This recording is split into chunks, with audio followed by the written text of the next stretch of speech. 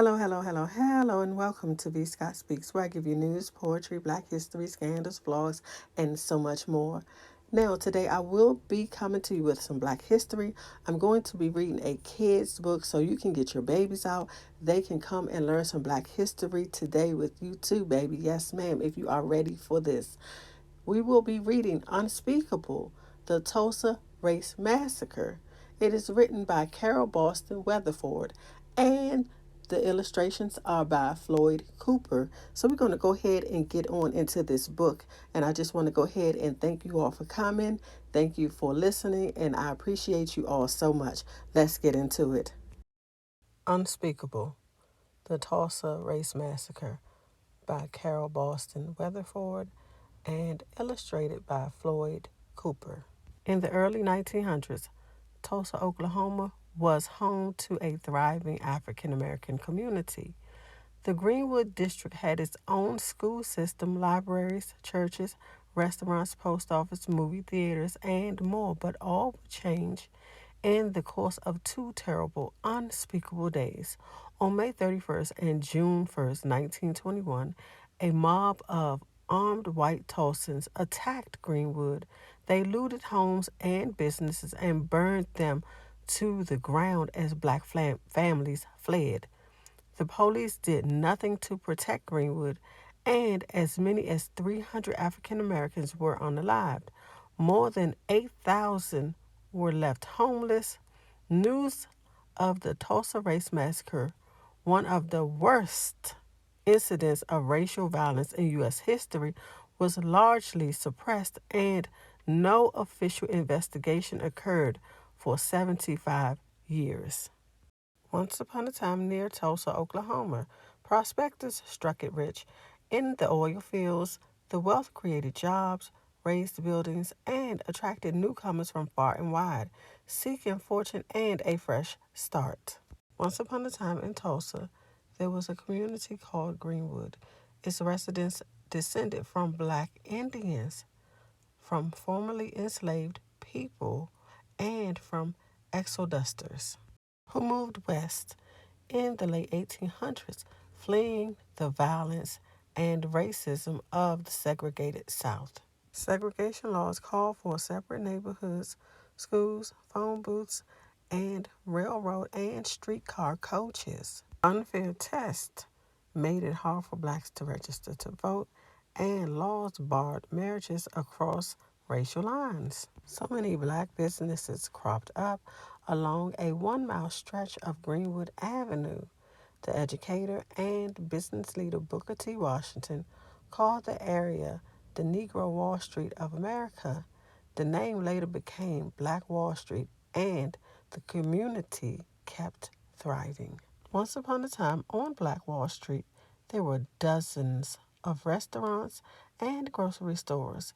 There were furriers, a pool hall, a busy system, and an auto shop. Nearly 200 businesses in all. There were also several libraries, a hospital, a post office, and a separate school system where some say black children got a better education than whites. There were 2 black-owned newspapers, the Tulsa Star and Oklahoma Sun, and over 20 churches and 15 black doctors, including Dr. A.C. Jackson, the most able black surgeon in the nation. On Detroit Avenue stood grand homes of doctors, lawyers, and prominent businessmen. Once upon a time in Greenwood, there were barbershops and beauty salons.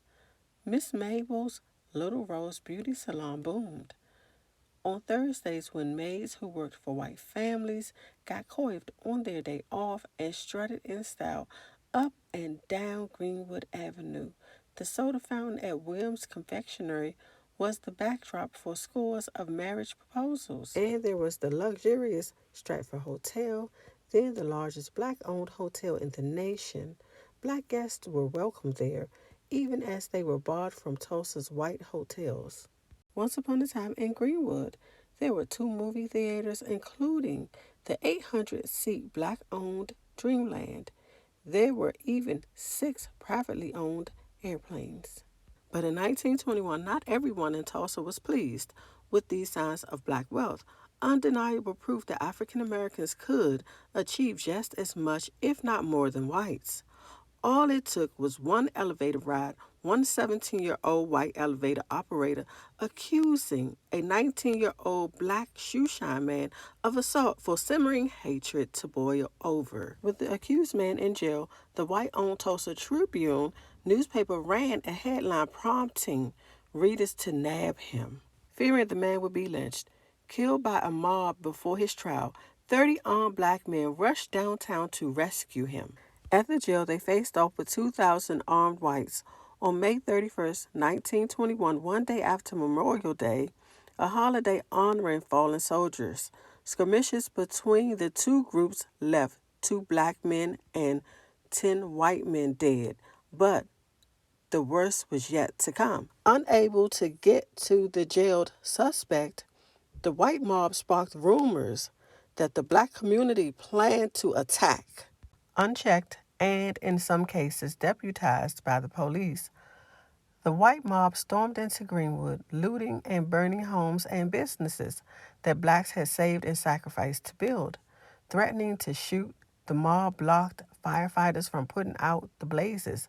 African American World War I veterans took up arms to defend their families and property, but they were outnumbered and outgunned. Families fled with what they could carry. Once upon a time in Greenwood, up to 300 black people, including Dr. Jackson, were killed. Hundreds more were injured. More than 8,000 people were left homeless, and hundreds of businesses and other establishments were reduced to ash. The police did nothing to protect the black community. When the National Guard arrived the next day, all that was left to do was put fires out and move thousands of black residents into camps outside of Tulsa. As their community lay in ruins, black residents had to carry passes to enter the city. In days and weeks that followed, some black Tulsans left and never returned. Others stayed and rebuilt the Greenwood community, only to witness its decline in the 1960s. For decades, survivors did not speak of the terror. 75 years passed before lawmakers launched an investigation to uncover the painful truth about the worst racial attack in the United States history. Police and city officials had plotted with the white mob to destroy the nation's wealthiest black community. Today, Tulsa's Reconciliation Park remembers victims of the 1921 massacre and recalls the role of African Americans in Oklahoma history. But the park is not just a bronze monument to the past. It is a place to realize the responsibility we all have to reject hatred and violence and to instead choose hope. I would like to thank you for watching, and if you would, like, comment, share, and subscribe.